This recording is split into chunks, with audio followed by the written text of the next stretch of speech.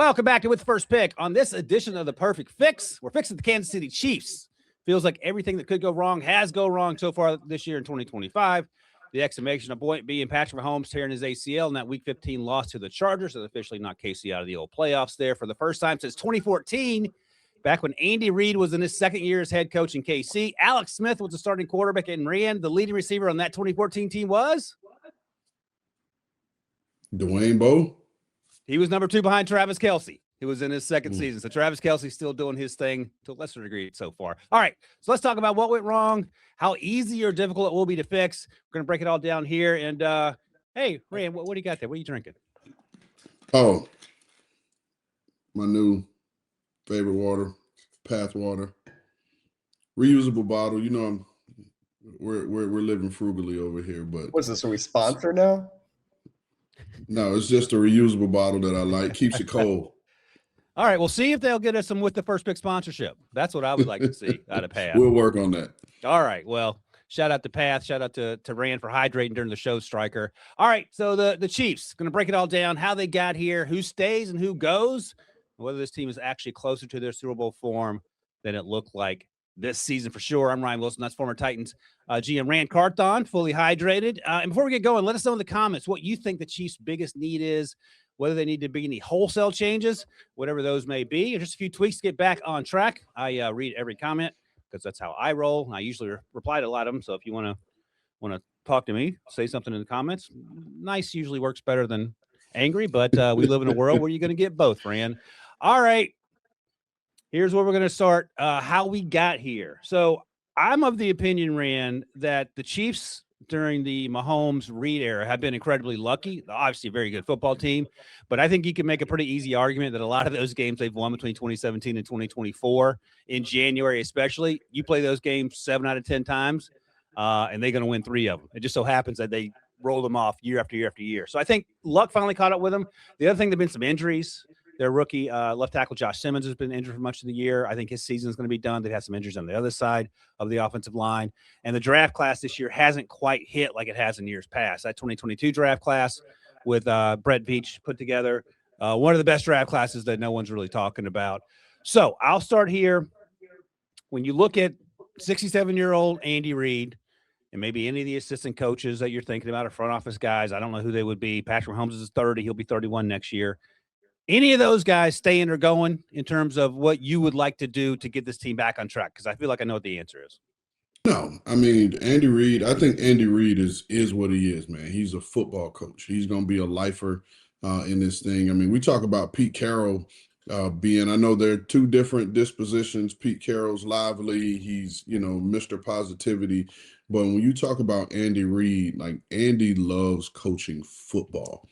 And I know he's 67 years old. I mean, I look at, and I know it's different degrees, but I look at guys like Bobby Turner, the running back coach in San Francisco. Bobby's been coaching in this league 30 years. Bobby's in his mid-70s. And at one point, Bobby took some time away, and it was supposed to be for a year to get his health in order. And within half a year, he was right back. And so guys like this, man, they love coaching football. They love being around the game. And I truly think this challenge that's put in front of them right now, especially with this Patrick Mahomes injury, is going to give Andy some new juice, some new life.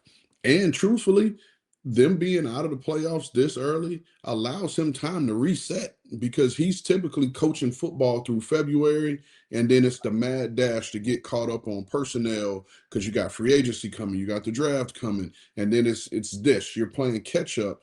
Well, now Andy's going to be able to go on a vacation. He's going to be able to, keep his little Hawaiian shirts on that he loves to wear. He's going to be able to put his feet up on the beach and eat as many burgers or jerk burgers or wherever he wants to go in this world. He'll be able to eat as many burgers as he wants and be able to put his feet up and relax for once. That's a good point. Our buddy Rick Spielman, I was talking to him recently, and even when he was doing the media, he had 3 or 4 side hustles working with universities, talking to their players about their draft prospects. He was doing serious radio like Rand does. He was busier then than I think he was when he was in Minnesota. And he said, I just couldn't sit still. And that's your point. Like, these guys have been, what else are they going to do? They're institutionalized in the sense that they know what they're, and you've talked about this. Their calendar is scheduled out 6 months in advance to the second. So you have all this free time. You know, what are you going to do? You want to coach, and I think that's what Andy Reid's going to do. And he doesn't coach like a 67-year-old guy who's out of touch. He's coached like a guy who everyone on that team got hurt and luck didn't go their way. So you're sticking with Andy Reid. If Spags wants to come back, I'm imagining you're sticking with him. Matt Nagy's the OC, but we know who's calling the plays. And then you just have to figure out all the things around Patrick Mahomes at age 30. Does that sound right? Yep, sounds right to me. All right, let's get under the hood here. I'm going to lean on your front office experience even more here, Rand. Going to set the table. I want your thoughts. So the Chiefs are currently next to last in available salary cap space in 2026, $34 million over. But as you know, you can do some magic and figure that stuff out if you need to. You've talked before about all the guys that will restructure, including Patrick Mahomes. But here's the thing. Players whose contracts will expire after this season in a month or so as we record this: Travis Kelce, Hollywood Brown, Kareem Hunt, Brian Cook, Juju Smith-Schuster, Leo Chenal, Jalen Watson, Isaiah Pacheco. A lot of those guys are from that 22 class I mentioned earlier. So given the salary cap situation, and the Chiefs just have 6 draft picks, they currently have the pick number 12 in 2026 and beyond. Outside of keeping some of their own free agents, what are the biggest needs facing this team, and how do you address them given the fact that your hands may be a little bit tied, given that you're $34 million over the cap right now?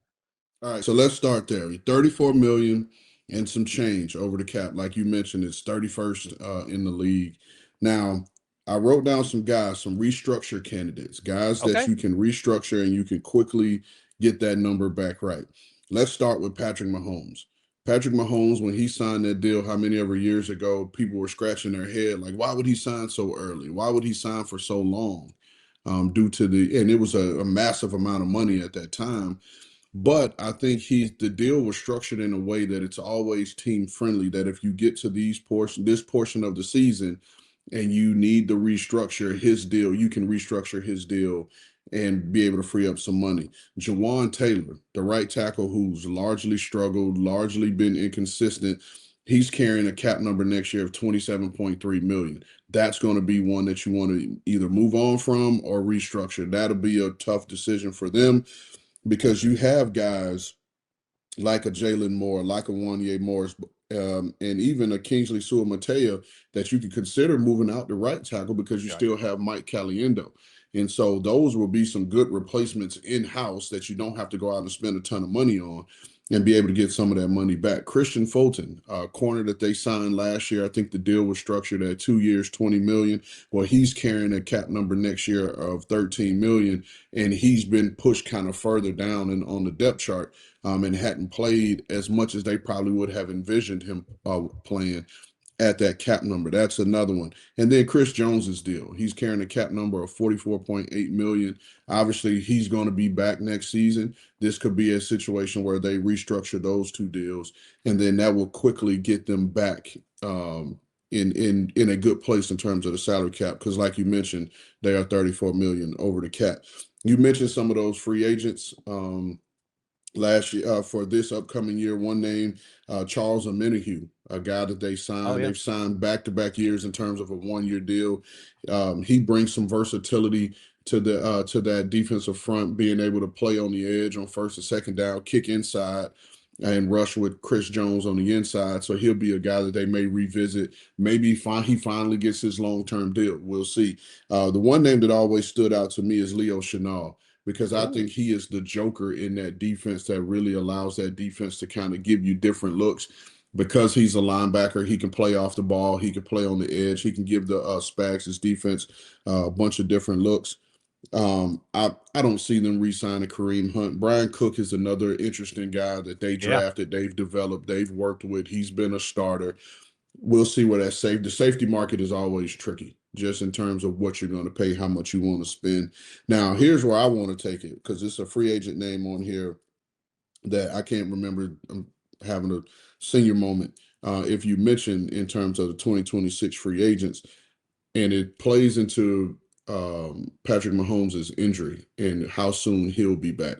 I think there was a report came out that it was ACL and LCL. Right. And so he's had the remember, surgery already. we talked about, if it's just clean ACL, he could be back. We talked about on one of the other shows, I think we were on Spotlight the other day, but it was finding out if there was anything else wrong, because that could prolong. So the name I wanted to talk about was Gardner Minshew, because Gardner Minshew is expected to be a free agent following the season.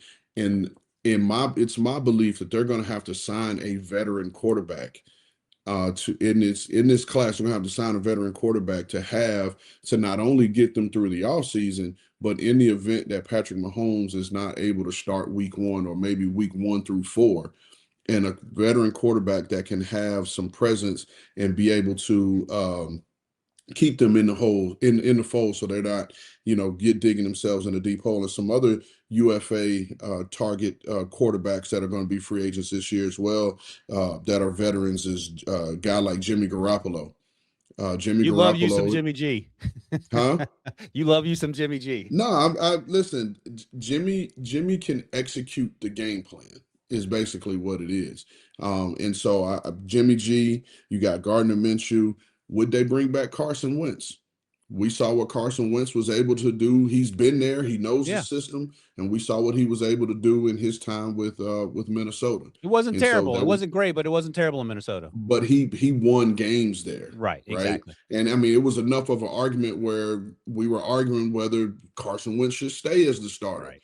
and not JJ McCarthy. So Carson Wentz, and then another name that would be interesting to me is Malik Willis.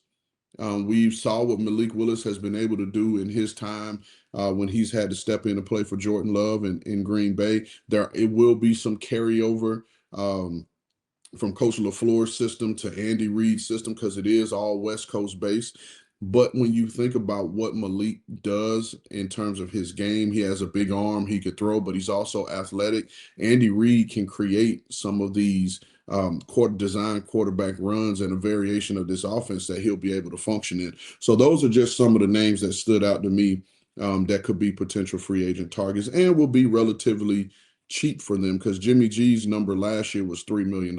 Right. And everybody else on that list was under $2 million.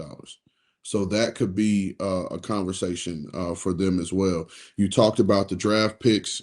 They have 6 total draft picks. Here, One or two. wait, before we get going on that, I want to circle back to something you said. The $3 million for Jimmy G, that's not even starter one NIL money for SEC quarterbacks. So that's what of a bargain that is.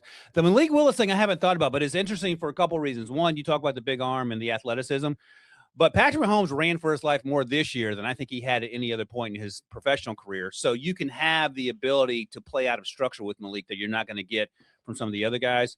And the other thing brings us back to our guy, McCorkle Jones, Mac Jones. We talked about him the first month of the season, how whether it was prescience or just luck, John Lynch and Kyle Shanahan got that one exactly right, because Brock Purdy was banged up. And when you have a legit backup quarterback like a Mac Jones, it allows you to be competitive when your number one isn't there. And I don't know if Gardner's that guy or not. That was his first snaps of the season, the last series in week 16, so week 15, excuse me. So he wasn't quite ready. Let me throw a couple other names out before we get to the draft, though, and you tell me, are they on the roster in 2026? Travis Kelce, whose contract's up. No. Hollywood Brown. I think it'll be a wait and see. Okay, so not the first wave of free agency. I think at the right number, they'll have him back, but they're not going to outprice themselves to have a Hollywood Brown. You said no on Kareem Hunt. What about Isaiah Pacheco? At the right price. And then finally, and this guy is sort of flying under the radar. He might get paid in the on the open market. Former 7th round pick Jalen Watson, cornerback. I think he may price himself out. Okay, well then that brings me to my now next again. point. I'll say this. I will say this, and it depends on where they are with Christian Fulton. And if they're able to get from under that deal, like I said, which carries a $13 million cap number, that is going to be, I mean, Jalen Watson is going to be in that similar range, or maybe north of 13 million a year. Okay. Maybe. That's not 7th round money. That's right. And so it's they're not going to have these young guys who are playing on rookie level deals and then have Jalen Watson making 15 plus million a year, and then Christian Fulton making the same thing and not even playing. It's going to be one or the other. Right. So they got to sort that out. And, depending on what happens with one or both of them, cornerback could become a bigger need. Safety's going to be a need. So they have 6 draft picks, none's in round 6 or 7, and they're currently picking 12th overall. So I'll ask you this. By the way, just so you guys know, we do the perfect draft for every single team that's not qualified for the playoffs. So keep checking back for that, because be something to look out for. So Knowing that, what are some of the biggest needs facing this team? You talked about Chris Jones restructuring. Is wide receiver going to be a need? Running back? It feels like it's a pretty long list.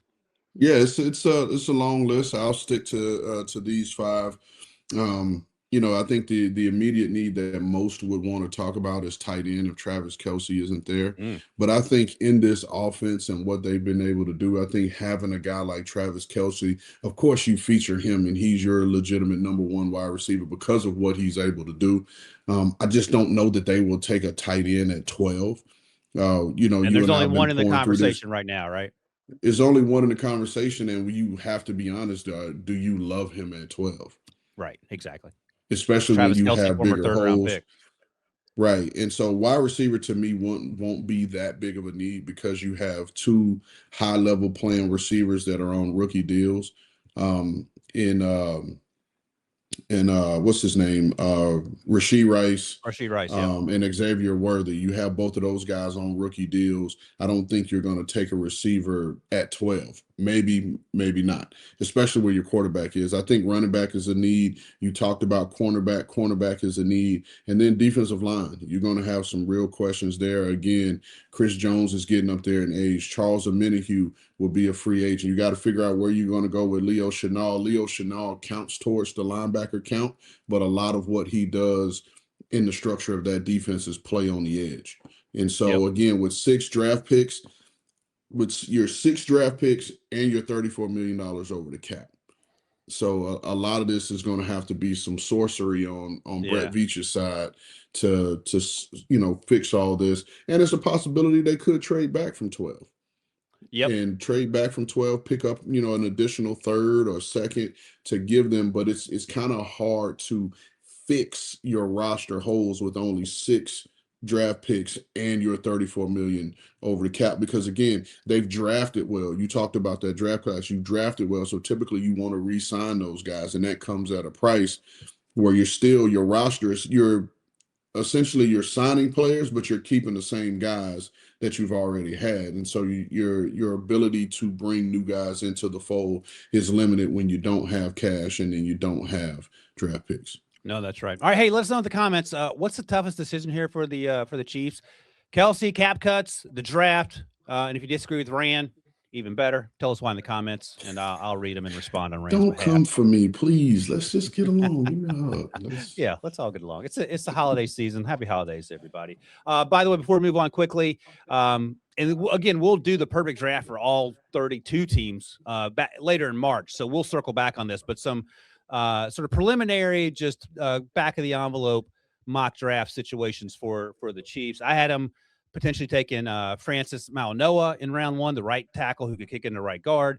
Caden McDonald, round 2. I don't know if he's going to be a first-round pick, defensive lineman at Ohio State, because he doesn't rush the passer consistently now. But again, you talked about putting him next to Chris Jones. Jeremy Bernard, your guy, third-round pick, wide receiver out of Alabama. Maybe he goes higher there. And then I had him addressing the secondary on day 3. This cornerback class is going to be pretty deep, so you could probably find guys there. So just something to keep in mind. Out of Malinois, Caden McDonald, and Jeremy Bernard, who would be the biggest impact in year 1 for the Chiefs?